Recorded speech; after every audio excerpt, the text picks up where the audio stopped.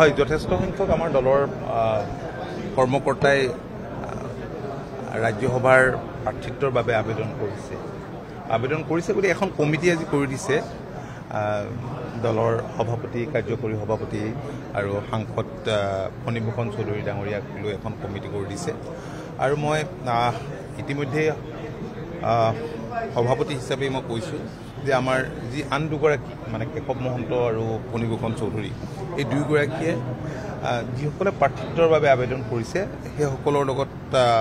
মত বিনিময় কৰিব আৰু ইয়াৰ উপৰি দলৰ বাকী জ্যেষ্ঠ যিসকল সতীৰ্থ আছে তেওঁলোকৰ লগত মত বিনিময় কৰিব আৰু তাৰপিছতে আমি এটা সিদ্ধান্ত ল'ম সোনকালেতো হ'বই লাগিব 9 তাৰিখে যিহেতু নমিনেশ্যনৰ লাষ্ট ডেট আছে গতিকে 9 তাৰিখে মানে তাৰিখটো এতিয়াও ঠিক কৰা নাই 9 তাৰিখে নমিনেশ্যনৰ শেষ তাৰিখ তেনেকুৱা দাবী কোনেও উত্থাপন কৰা নাই সমিল মিলৰ মাজেৰে কাৰণ আপোনালোকে জানে যে আমি বহুত টাফ টাইম পাৰ কৰিছোঁ গতিকে এই ক্ষেত্ৰত আমাৰ কাৰো দ্বিমত নাই বুজাবুজিৰ মাজেৰেই গোটেই কামখিনি হ'ব আৰু সেই কথাকেই আজি সভাই মানে আশা কৰিছে আৰু সেইকাৰণে এখন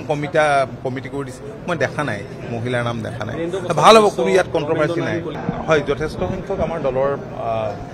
কৰ্মকৰ্তাই ৰাজ্যসভাৰ প্ৰাৰ্থিত্বৰ বাবে আবেদন কৰিছে বুলি এখন কমিটি আজি কৰি দিছে দলৰ সভাপতি কাৰ্যকৰী সভাপতি আৰু সাংসদ ফণীভূষণ চৌধুৰী ডাঙৰীয়াক লৈ এখন কমিটি কৰি দিছে আৰু মই ইতিমধ্যে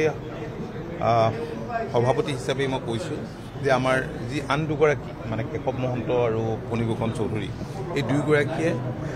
যিসকলে প্ৰাৰ্থিত্বৰ বাবে আবেদন কৰিছে সেইসকলৰ লগত মত বিনিময় কৰিব আৰু ইয়াৰ উপৰি দলৰ বাকী জ্যেষ্ঠ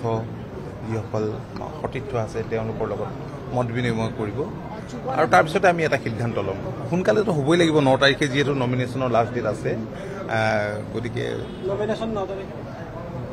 9 তাৰিখে মানে তাৰিখটো এতিয়াও ঠিক কৰা নাই 9 তাৰিখে নমিনেশ্যনৰ শেষ তাৰিখ তেনেকুৱা দাবী কোনেও উত্থাপন কৰা নাই সমিল মিলৰ মাজেৰে কাৰণ আপোনালোকে জানে যে আমি বহুত টাফ টাইম আমি পাৰ কৰিছোঁ গতিকে এই ক্ষেত্ৰত আমাৰ কাৰো দ্বিমত নাই বুজাবুজিৰ মাজেৰেই গোটেই কামখিনি